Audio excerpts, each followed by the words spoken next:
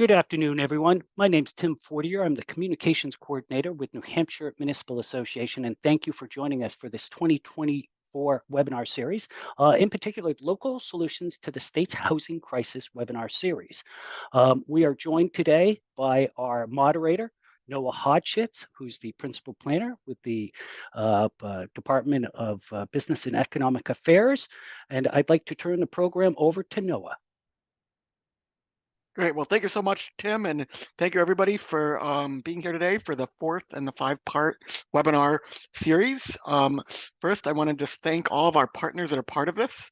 My office, the Department of Business and Economic Affairs, New Hampshire Municipal Association, CDFA, Plan New Hampshire, the Center for Ethics and Society at St. Anselm College, University of New Hampshire Cooperative Extension, the Community Loan Fund, New Hampshire Housing, New Hampshire Planners Association, and the New Hampshire Association of Regional Planning Commissions. Today's webinar is Transfer of Development Rights 101, a primer, and we're joined by Donna Benton, Director of Planning and Development for the City of Dover, as well as Ryan Pope, Dover's Housing Navigator. And so I will turn it over to Ryan for today's webinar. And before that, I'll just remind folks, you can put your questions in the Q&A, and we will have time at the end of Ryan and Donna's presentation to go through. We should have plenty of time for questions. Thanks, Noah, and hi, everyone. I'm Ryan Pope. I am Dover's Housing Navigator, and today Donna and I are going to be sharing with you all a little bit about one of our more unique zoning tools, I guess, the transfer of development rights. So I'll jump in. The agenda today, we're just going to kind of cover what it is, what it does, and then I'll turn it over to Donna to kind of focus in on how Dover has utilized it and some of the successes that we've seen in our community. So we'll jump right in. If you attended any of the Housing Toolbox trainings last year and saw Donna's presentation, this slide is largely from that. But what is transfer development rights? So transfer development rights, it's a law and process that allows landowners to buy and sell development capacity, really focused on concentrating housing where there's infrastructure and amenities, and then conservation efforts where there isn't. Typically, there's going to be a rural sending zone and a developed receiving zone. It is identified as an innovative land use control in the state statutes under RSA 674-21D. And a big takeaway that I hope everyone kind of walks away with today is that it really has to be kind of calibrated to use within your own community in order for it to be successful. So we'll jump in here. I guess simply speaking, density definitely has a place, as you can see in our beautiful brick downtown. But density doesn't have a place everywhere. These photos are actually from our resilience manager. He shared these with me from his journeys in and around Dover's conserved areas. So really, at the end of the day, transfer development rights is all about that balance between density where it makes sense and conservation where it makes sense. To kind of illustrate that, I have an image from Montgomery County, Maryland. This is a nice visualization, I guess, of what a sending and receiving zone historically has looked like. County governments are a lot better equipped to kind of manage things on a grander scale. But if you look here, that agricultural reserve zone, that's the area that they're looking to conserve. And rights to develop in that area can be sold into, on the other side, those little blue receiving areas. So again, you can kind of visualize here conservation where conservation makes sense, and then development and density where that development is supported by infrastructure.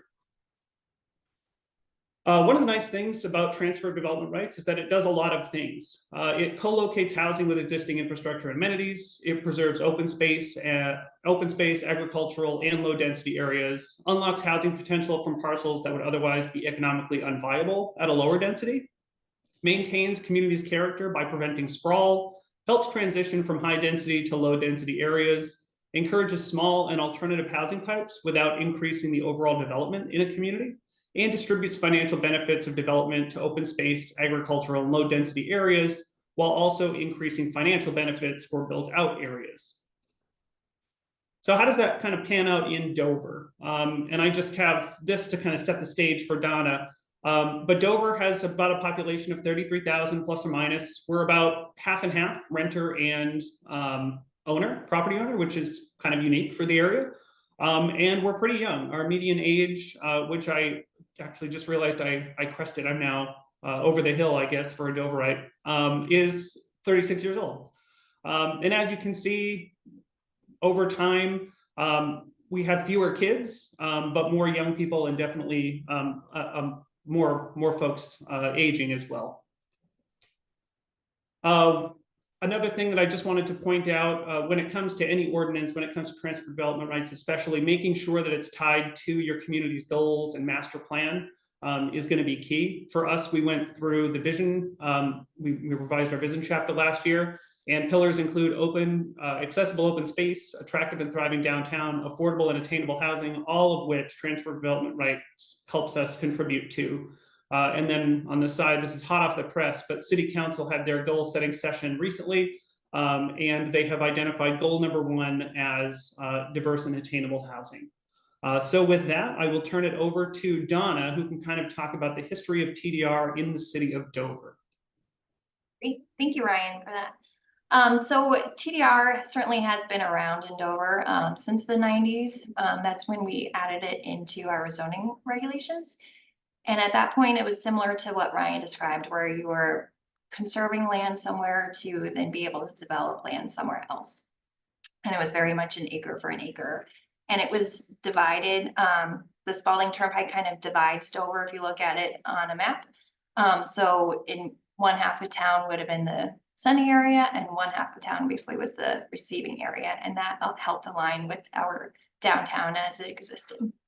Obviously, we're over 400 years old in terms of our settlement, so it's taken time and has kind of morphed since that. And so, of course, the density makes sense closer to the downtown, but we also are making sure that we have that rural character elsewhere in town and conserving land. And then in 2018, we added in an opportunity to pay into the conservation fund based off an acre in conservation, rather than actually having the physical land exchange. And so people have been using that with a lot of their developments now, and I'll get into more detail with that in the next few slides. And then we revised our TDR ordinance again in 2020. And this time we added in an option for HUD restricted rentals to have a $0 TDR fee. And then we also made it a little bit more user friendly, because we got some feedback that it was a little too complicated to understand in terms of the ordinance. And we also added in a residential density bonus for new industrial users over 400,000 or over 40,000 square feet. And that's to try to say, hey, if you bring a manufacturing space and those types of jobs, we'll give you residential density as well, to try to make sure that we're maintaining that balance and creating jobs as well.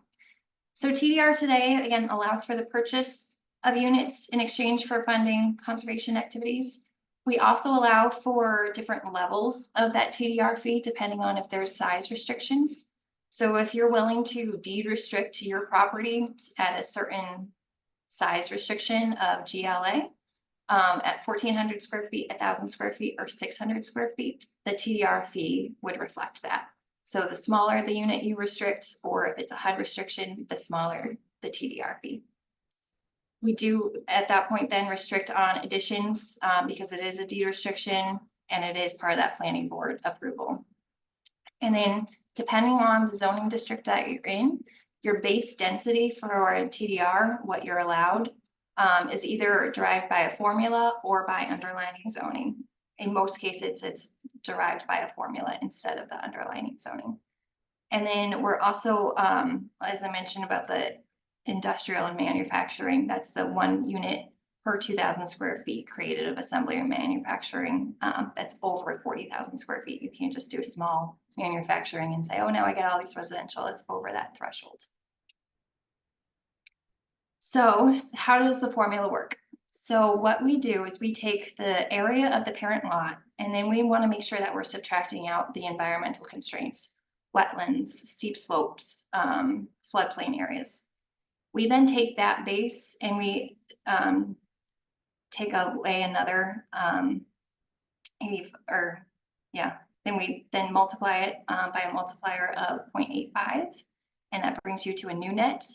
And then we multiply it again by a sliding scale depending on the developable area.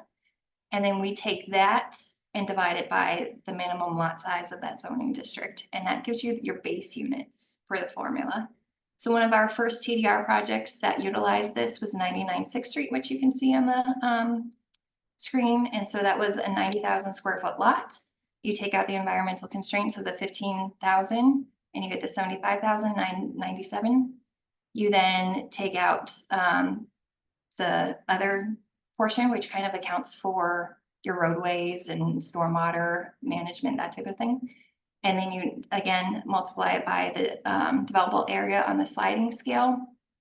And then you subtract or you divide that by the 12,000 square foot minimum lot size in our R12 zone. And that allowed for 4.52 units. At that time, the rounding was different. At this point, we don't allow for rounding. So you would have 4 units as your base. Anything you want above that, you would be paying for into the conservation fund. So if it's an unrestricted unit that you want additional, anything over 4, if you want 6 units in this case, you'd be paying for the 2 extra units. If you don't want them restricted in size or HUD rental rate, you'd be paying $15,000 per unit. Now, if you were willing to deed restrict that unit size to 1,400 square feet GLA, that fee at this point is $11,000. 1,000 square foot restriction would be $7,500.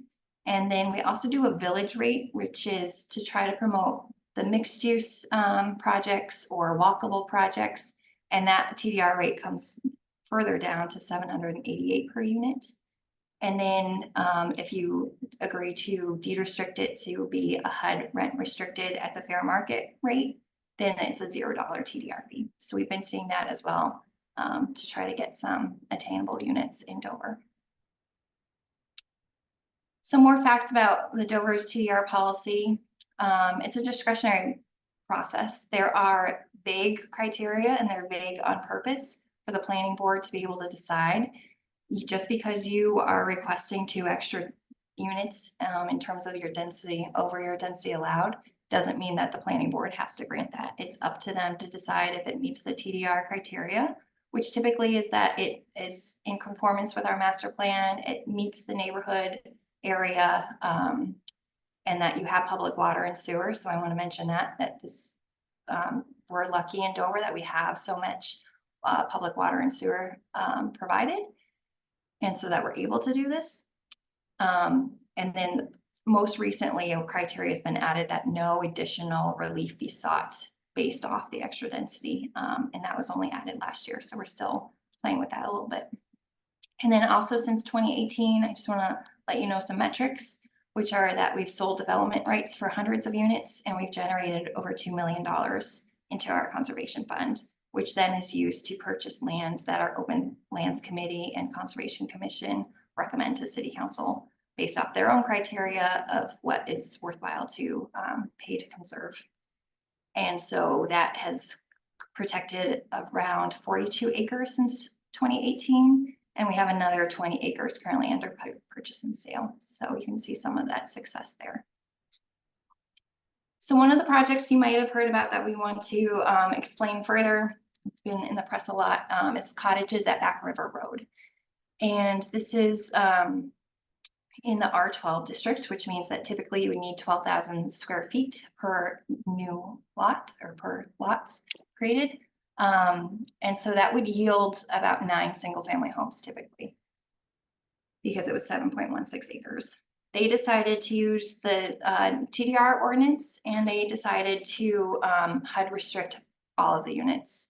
So then they were able to come up with 44 1-bedroom cottages. And this is a project, I've said it in other organizations and events, but where it was really working together with staff. We pulled in the fire chief early to discuss how we can make this meet fire code and life safety code.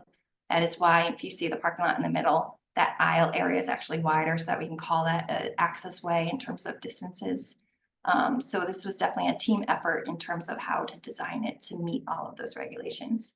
This project also does have a conservation easement along the Bellamy River that you can see in addition, but they also have walking trails and have purposely designed these to be in kind of their own little neighborhoods or pods so that you have that sense of neighborhood, along with keeping that existing house but turning it into a common space. So certainly the developers were willing to get creative and kind of do things for their common good.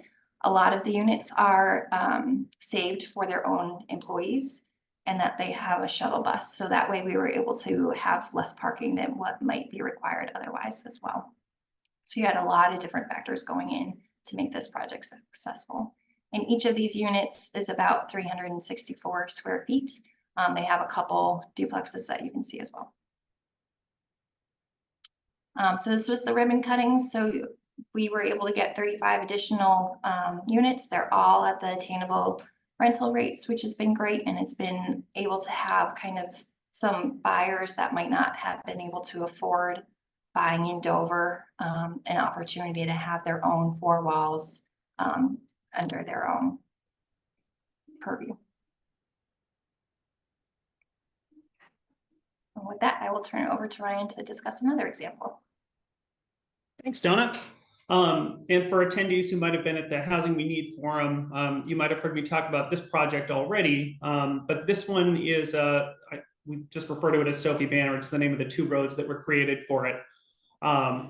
But I'll scroll through here. Similar to the cottage project, this parcel is zoned in the rural residential area. It's kind of a funky parcel. It's in between a bunch of different commercial uses right behind the high school off Bellamy Road, but it was about 7.8 acres.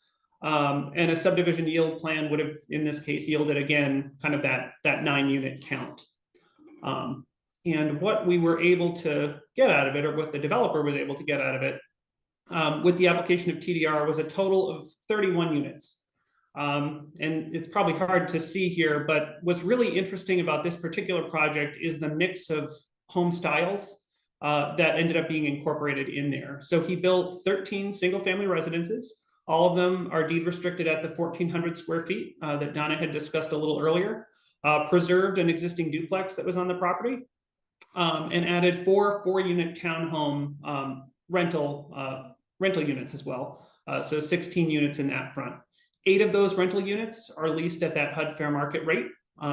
So paid the $0 TDR fee for those ones. And then on the bottom of this slide, you can see that one of those 4-unit buildings, they actually designed to look like a barn that actually came down during the development process, which is really neat and kind of maintaining that neighborhood character, as well as kind of the historical value of that site. So in this particular case, the benefits of TDR, we got an additional 22 units. We have mixed housing stock. We have some attainable rentals in there. It allowed an opportunity for really some developer creativity and a neat kind of example for local folks and other developers to kind of look at and kind of play test in their own way. And my favorite part about this particular project are the periodic developer updates that Donna and I get regarding the tenants who live in some of those restricted units. I'm happy to, well, they're really all across the board, but things like teachers, firefighters, really the target demographic of the workforce that those units are kind of permitted to get in there.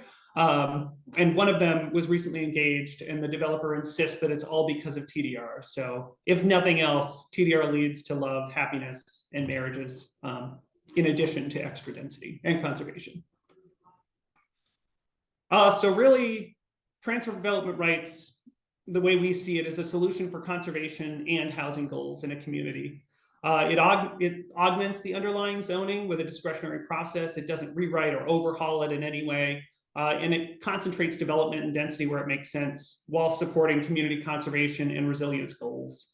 Like you saw with both of the projects that we highlighted today, it fosters creativity and development. So we can get mixed income neighborhoods. We get a greater variety of housing types, some smaller housing types as well. And it allows developers to kind of build to the point of profitability, especially with those attainable rate units. If you, as a community, are seeking rentals that are priced below market or at that kind of rate, allowing for the increased density helps a project kind of hit that cash flow point where they can kind of take the hit on the lost rental income, especially with the cost of construction the way it is these days. And with that, we can kind of open to questions to the room. Great. Well, thank you so much, Donna and Ryan, for that very informative presentation. As I said, we have plenty of time for questions. We do have a couple questions here in the chat. So first question is, what percentage of Dover is served by water and sewer? I was trying to look up the exact percentage. I think it's around 60%. Might be slightly higher, but it's definitely over half. Okay, great. And then what would love if Dover folks would include a link to the town zoning ordinance, and specifically if you have a sublink to the TDR ordinance, that would be very, very helpful as well.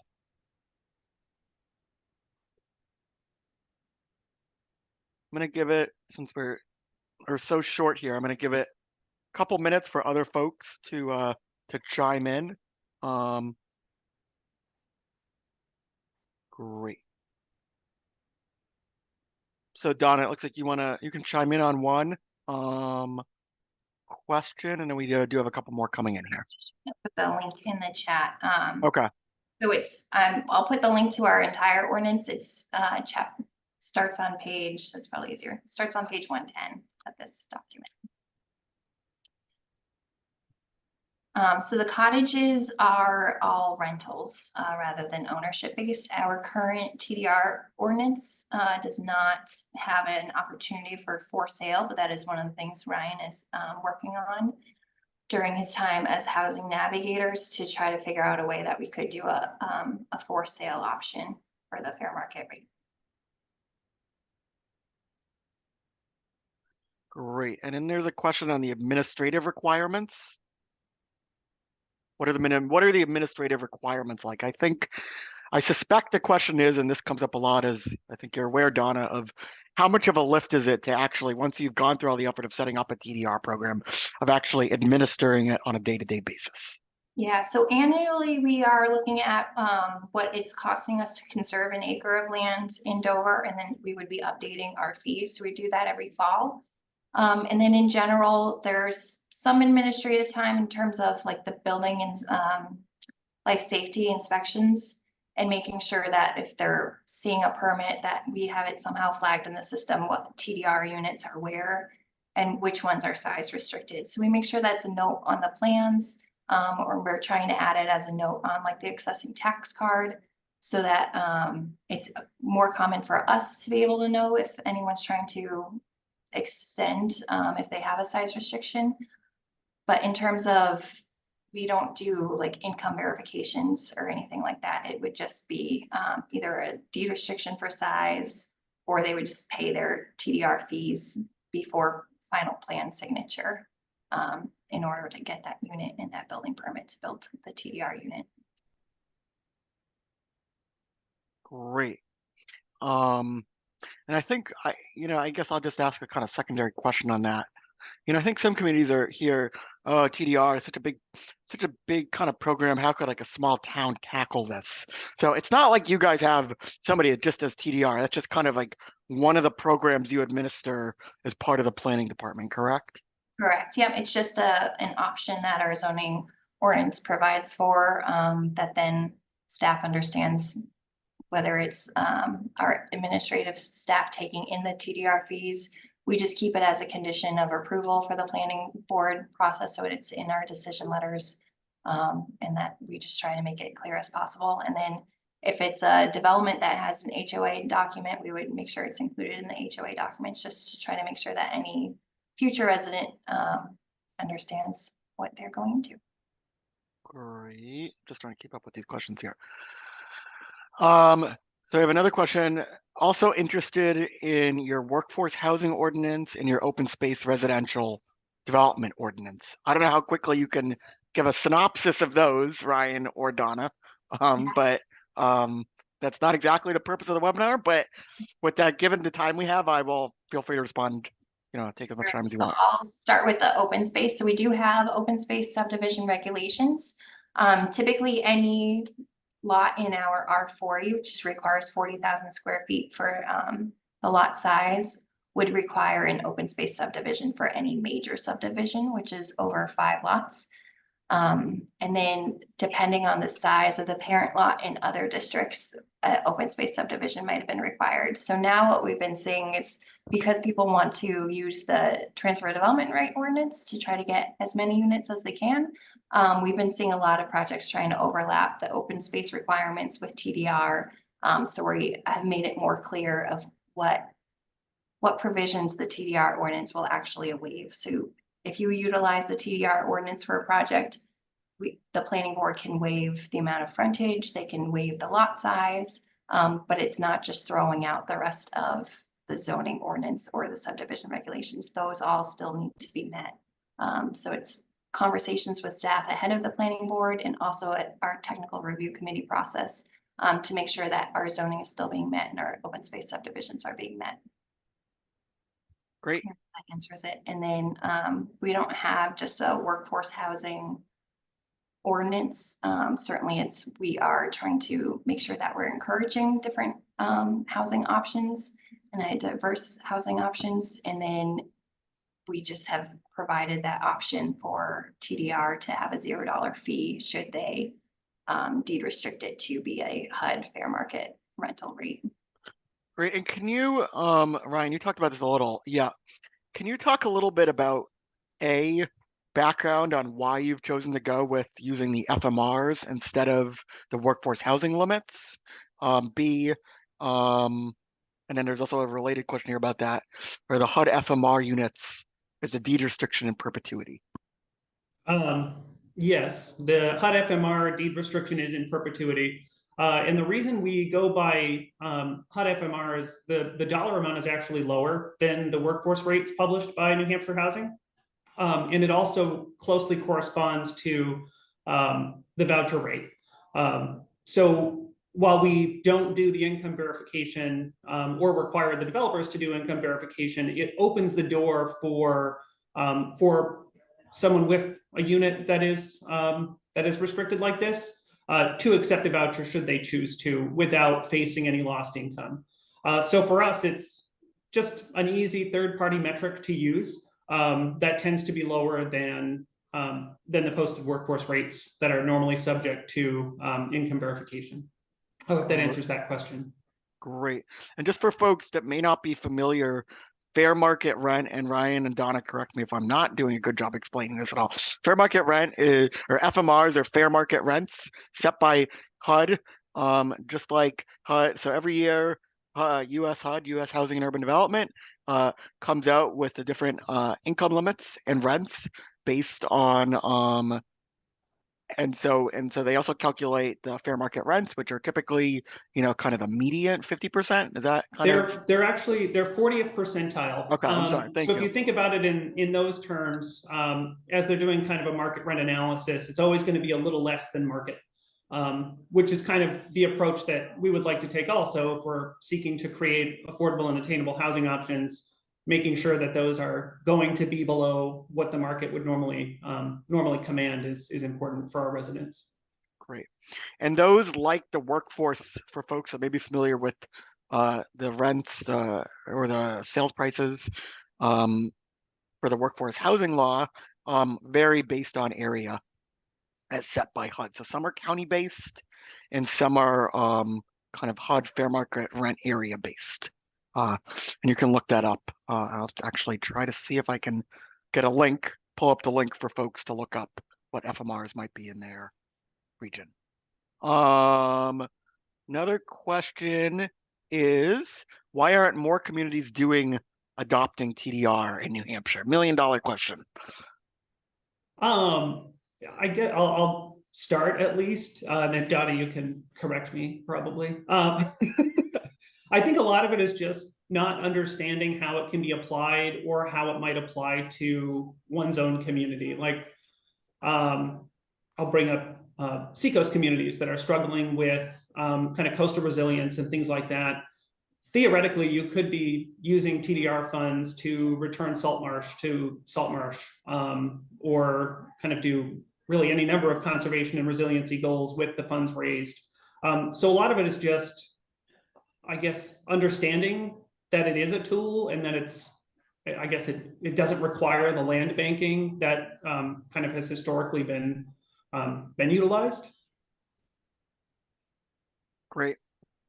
I think it also is easier because we have the public water and sewer. So it gets a little bit more tricky when you're figuring out the soil and sewer or septic loads and well. So if you're a community that doesn't have much public utilities, then it is more challenging to figure out the load and the density that you can provide that way too. Great. But even at that front, there are community septic options and Right. things that even communities who aren't served by water sewer could consider as they think about density. Well, and I can tell you, the other issue, and conveniently geographically, Dover has the benefit of having this nice big highway that kind of divides the more rural part of the city from, I mean, not totally, but the more urban, higher density area. And so unfortunately, every community doesn't have that kind of like nice kind of dividing line of kind of that bifurcates where you'd want to set the sending zone and the receiving zones. And so, there have been some other communities that I think don't quote me on this, I have to check, but 4 or 5 other communities in the state that have technically adopted the TDR provisions in their ordinance, but have never been able to kind of get past that, setting the sending and receiving zones. Don and Ryan, I don't know if you have any recommendations there. If you don't have a case like you guys of having a big highway that just happens to kind of demarcate where those zones should be, kind of any recommendations on kind of going about that process? I think the option to just do the paying into a conservation fund helps in that regard. So when we created that option, we said the zones are now any residential, any property that allows for the residential use, and that it's in terms of the paying into the conservation fund option, got rid of the highway as a divider. So I think in general, if you still look at your zoning map or your natural resources inventory type of thing, you can still figure out properties that are better to be conserved, and you can figure out where it might make sense based off your current development of where density belongs. Great, I think that's a great answer.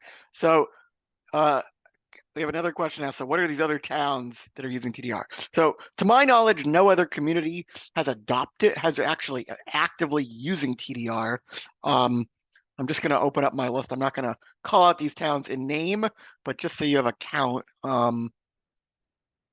don't want to throw any communities under the bus here, but 1, 2, 3, yeah. So there's like a half a dozen other towns that have a TDR ordinance, at least in name, in their ordinance. And that's often, that's not uncommon.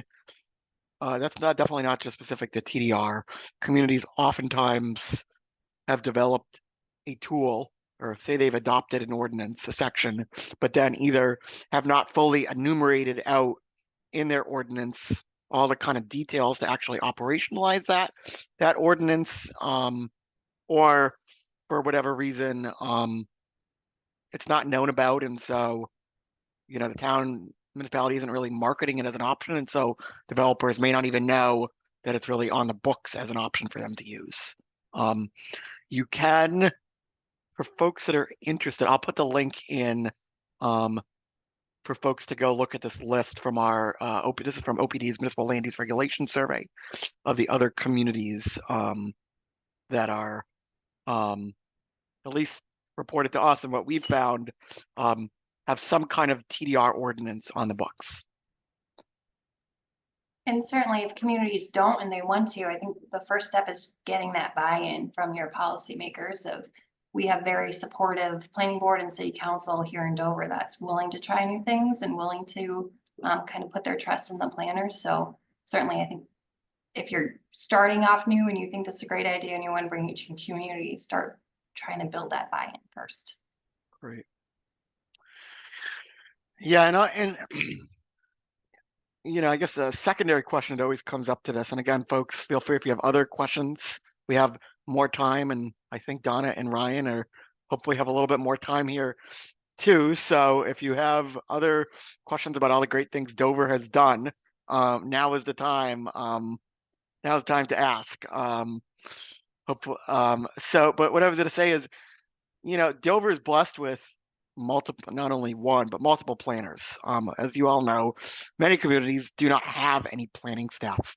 And Ryan, you talked about a little bit in the beginning, kind of some of these examples of kind of bigger counties that, where that obviously TDR makes more sense and presumably also have significant planning staffs. Have you guys seen any examples or kind of have any suggestions for communities that may lack planning staff on if they were considering TDR? Kind of, do you think that's even feasible? Is this a tool that is really, does have some level of complexity, so it really does need in-house kind of planning staff, or do you foresee a way for this to kind of be done at a smaller scale in a community that might lack kind of in-house planning staff?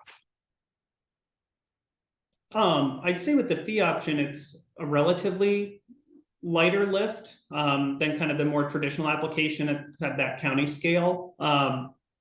Really, we have our resilience manager and the Conservation Commission kind of set the rate based on the cost per acre to conserve in our area. And then from there, it's just a function of collecting the fee and giving it to them. Don, I don't know if I'm oversimplifying it or if you think anything additional from kind of the staff support side. Yeah, no, I think you're able to do this in communities that don't have a full-time planner on staff. Certainly, other communities would have a stronger planning board involvement. So I think it's not as complicated or scary, I think, as a lot of people view it as. Great. And this is another question here. As a concept, can TDR work with commercial industrial development as a donor rather than conservation land being the donor? I would say to a degree, but it still should either be land-based. So a lot of like our industrial parks have sending areas, and that happened a lot in that early 90s period. Because they were in industrial users, they had wetlands on site that they knew they didn't need, and so they would create that sending area. And then of course we have the industrial TDR option to try to ensure that we're also getting residential, or to try to balance out both the employers and having that industry in town along with residential units. So I would say they're involved, but I think you still need the conservation piece as well. Awesome.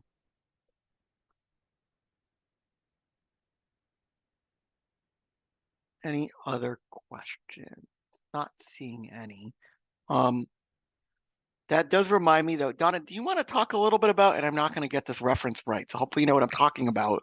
But you guys, Dover also has a piece on the commercial, on the zoning on the commercial side. Am I correct? If I'm totally off base, feel free to correct me. That if you're permitting commercial, you get a certain number of housing unit allowance, or you know what I'm talking about? So we do have the residential mixed use overlay, and that's what like Point Place off of Dover Point Road is. So we do have opportunities that basically try to encourage the mixed use developments in that regard. And then we do have the ability in the TDR ordinance that if you're doing that commercial manufacturing kind of industrial use over 40,000 square feet, that you're able to get some residential density to use elsewhere in exchange for that. Awesome. So I'm not seeing any other questions. So I want to thank Donna and Ryan very much. Hopefully folks we're going to break a little bit earlier before 1. Ryan, if you can just go to the last slide there. There should be one more. Maybe. Thank you. Great.